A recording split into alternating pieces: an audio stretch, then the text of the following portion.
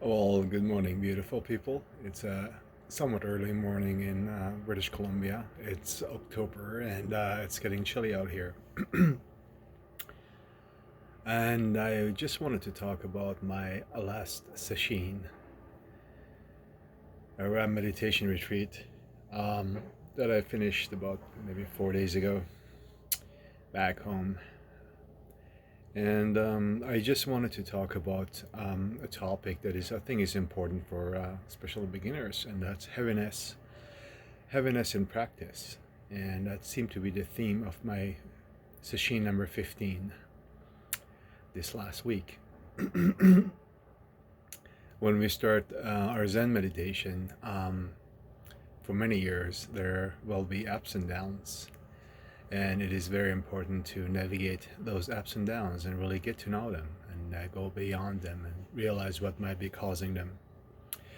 So this time around, my session started pretty good. The first day and the second day were fairly good, and I went fairly deep in my practice. But I think it was day 3 or 4 that something didn't seem to be well with my practice, which isn't true actually. My practice felt very choppy, and I felt this heaviness in my gut really when I was in the Zendo practicing meditation. And an older me would have just thought something is wrong, this isn't working. And this is one of the most pivotal pitfalls that beginners have, and intermediates, something that I experienced before. That when we get into something that we cannot solve, we very often fall back onto our past negative conditioning, thinking this isn't working. Hence, we have many seekers and many practitioners who become perpetual seekers, perpetual meditation students. They go from one tradition to another. They go from one book to another. They go from another teaching to another, from another teacher to another, sometimes from one country to another. And that doesn't really help, because at the end of the day, no matter where you go, you will meet yourself, as the saying goes. So I find it is very, very important to really get to know those ups and downs and the methodology to really not solve them, but to move past them. I don't know what the right wording is, because you're not fighting those things. Those are just part of the practice. These are normal things. These are good things. This choppiness that I felt is a good thing. That means that we are coming closer to true practice, really. So I felt very choppy, and I felt resistance. I think the third or fourth day for 3 straight days, and it was very difficult.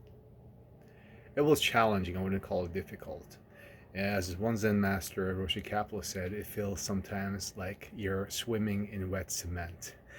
I really remember that quote, because it was a challenge. When you're trying to meditate and you feel this heaviness in your hara, in your gut, it's really hard to focus in your practice.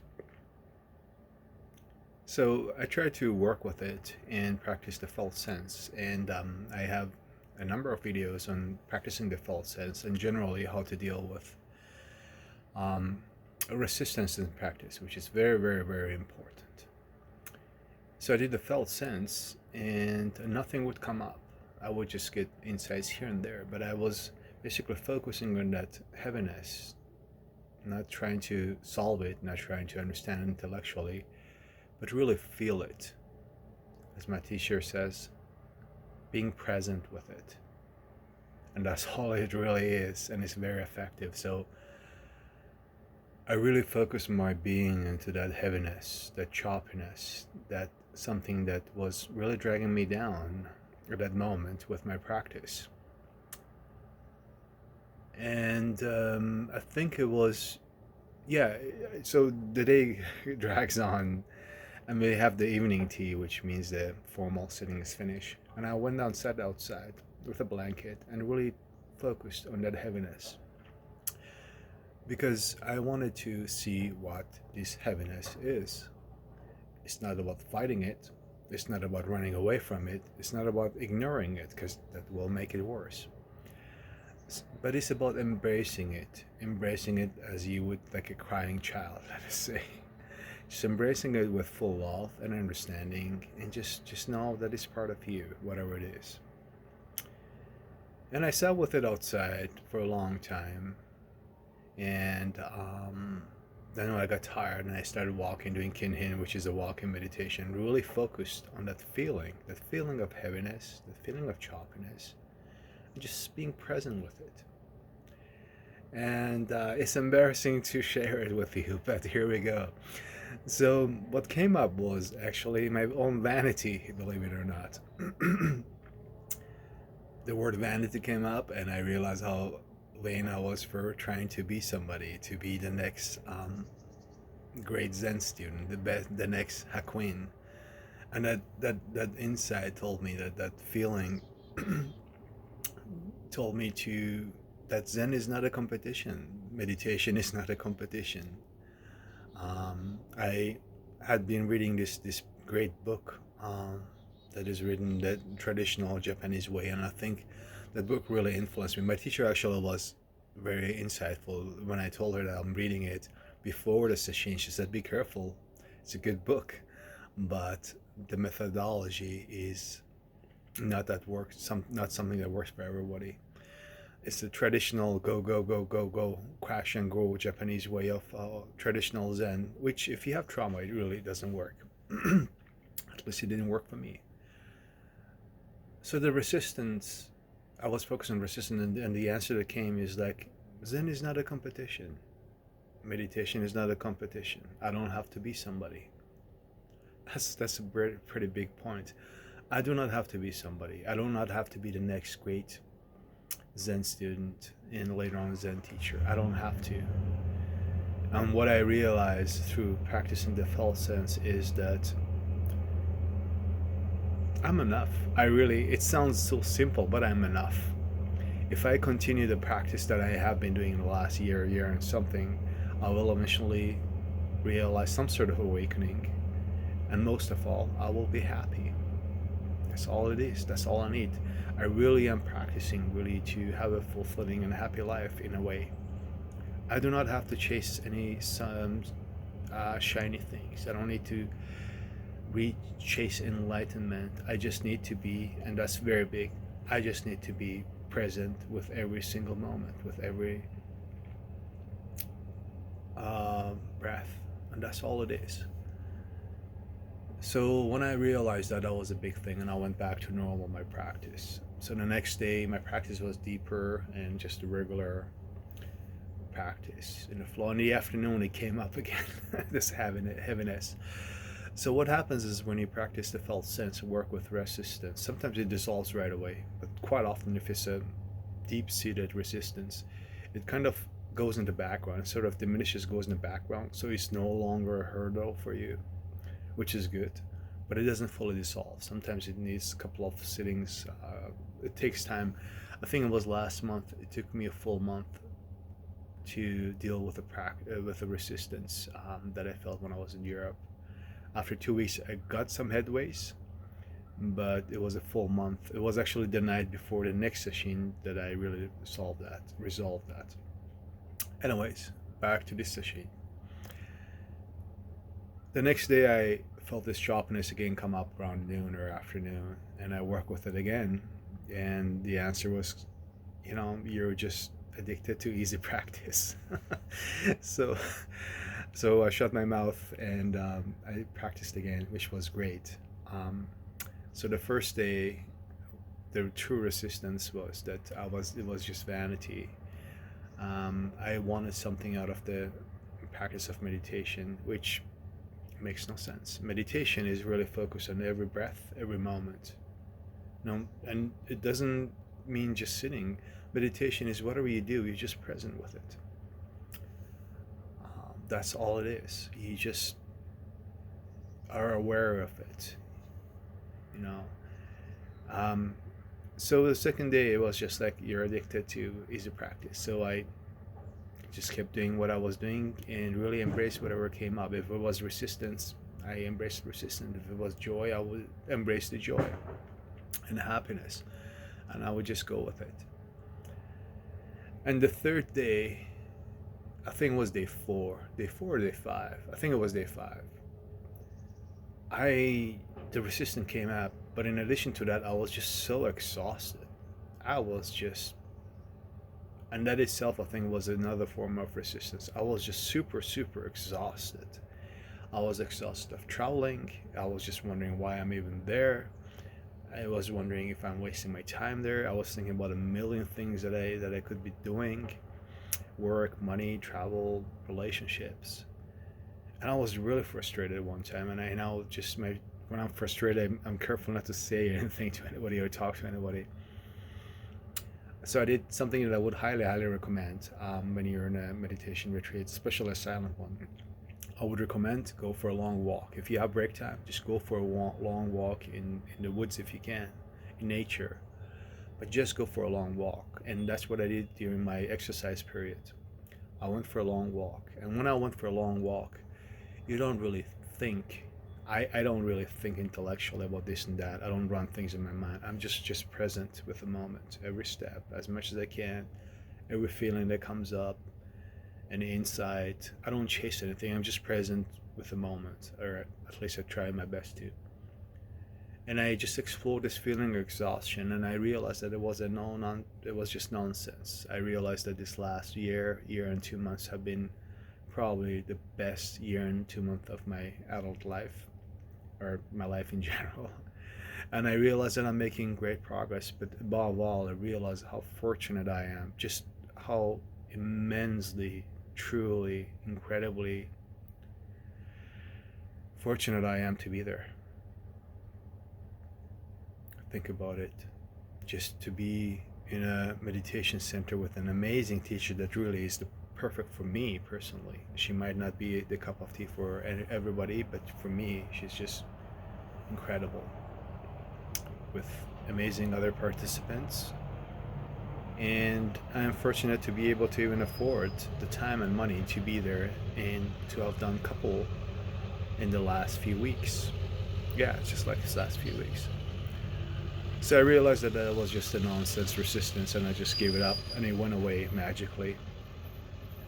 But when I came back, the assistant teacher gave this beautiful, beautiful talk about true practice. And I think sometimes the teachers and assistant teachers picked up the vibe of what is needed, or it seemed to me that way. But this teacher, or this talk, was just so wonderful that they do every day at a certain time. And I truly realized it's kind of summarized the practice in the last 3 days, previous 3 days, and I realized that what she said was that true practice is just being at one with whatever you experience. More or less, I'm paraphrasing, but it basically, it's not getting to states, it's not feeling good or feeling bad, it's just practicing and exploring further and further your breath, your practice, your meditation, moment to moment. And that's all it is. Again, I'm paraphrasing, there's a lot more to that. But when I heard that, the whole resistance was completely released. I no longer had that choppiness. I no longer had that heaviness in my belly, in my gut. I no longer felt any need to be anybody, to be anything. I was just there at the moment, like just what I think right now is like an atom in a universe, just being there. And when I had my daily talk with my teacher that evening, shortly after, I told her, and it's just like, yeah, that's what dying is. Dying is letting go continuously, and it's a very, very scary thing. It's a big topic, and I don't want to really get into it because it's a big and important topic. But she said that Zen is about dying, really. Dying of who we think we are, dying of all that we're really attached to in a sense. And that was that fear what was holding me back. So the resistance was gone, and God knows the next day or two, the practice was the best I have ever felt. And that's a very common occurrence. Like in many, for me, there are sessions that I go to, the meditation retreats. There's struggle, there's difficulty.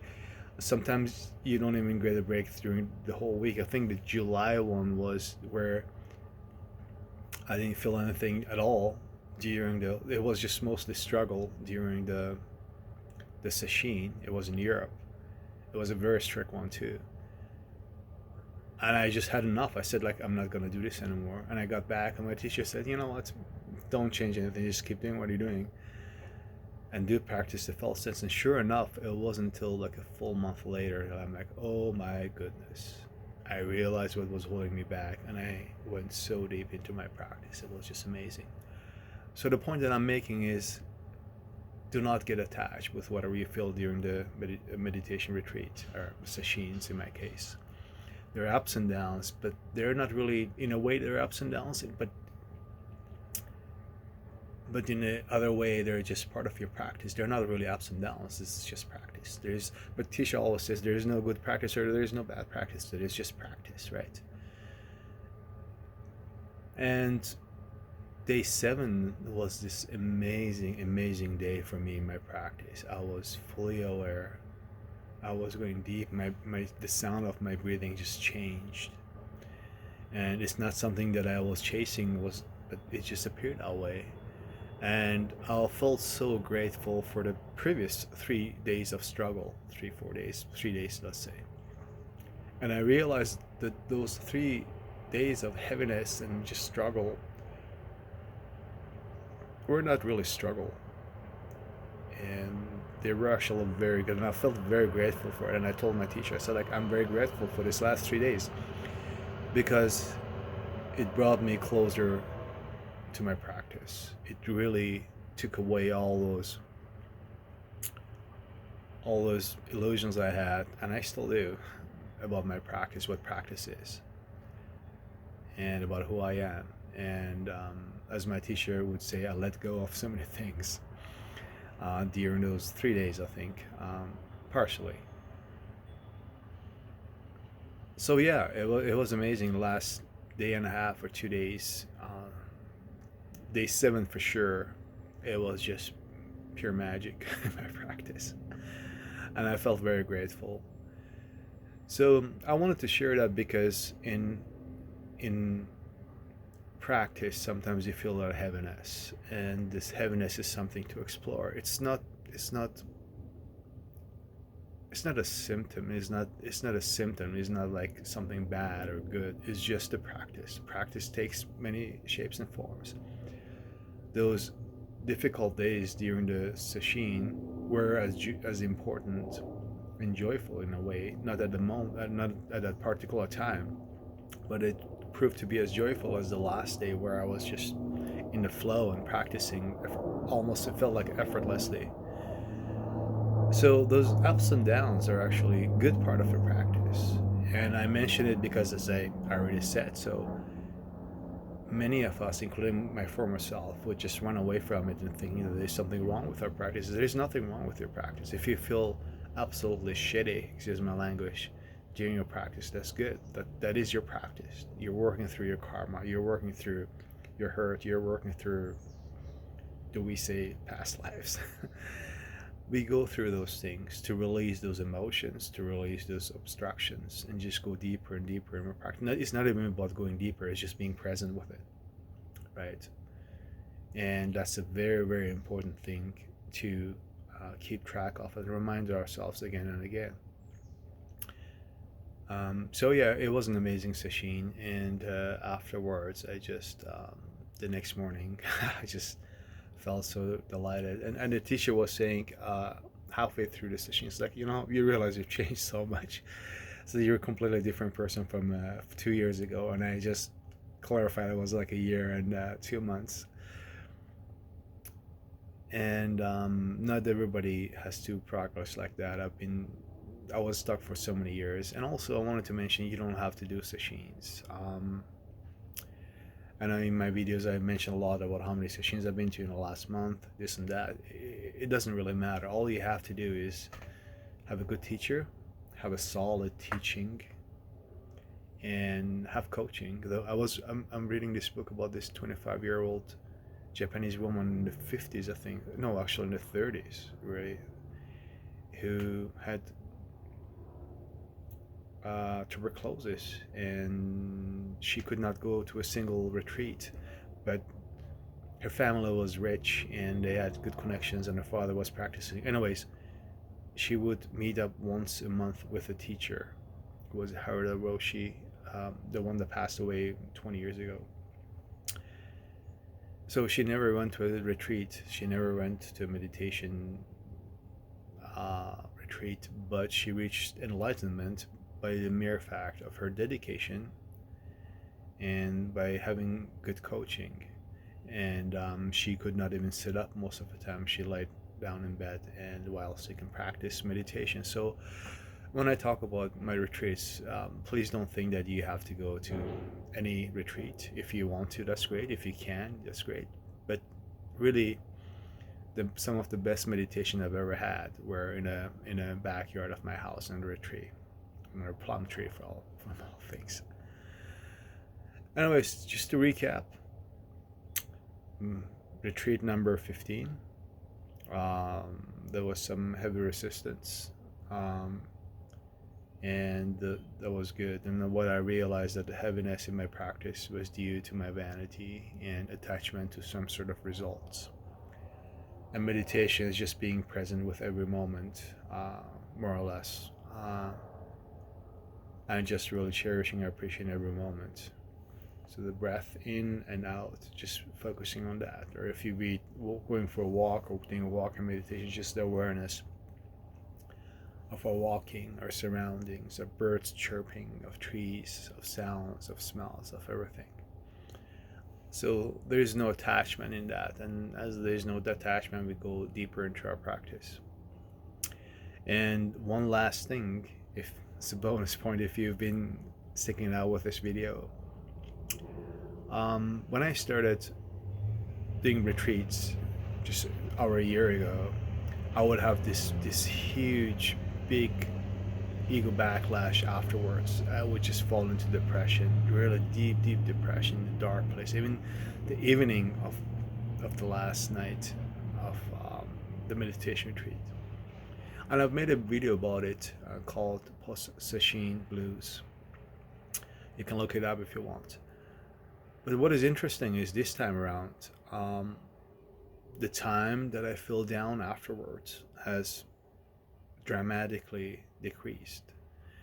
It's not even always there, but the times that there is actually a good thing. It means that I need to work with something.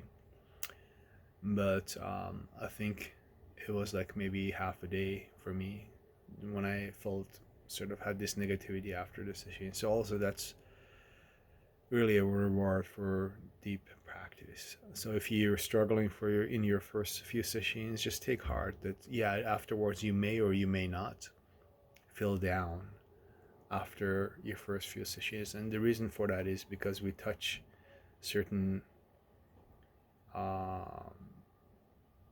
issues underneath. When we go deeper in your practice, subconscious stuff comes up, and that's why sometimes we feel depressed afterwards. Not always, again, occasionally. And those things are actually good food for going further in our practice. Anyways, I'll leave it at that. I hope that this video was useful for you. I hope that you somehow benefited from it. I hope you're doing well in your practice, on your path, wherever you may be. And I hope you will have an amazing day today. And if there's anything that you want me to talk about, anything that interests you, please leave a comment. All right, talk to you next time. Bye.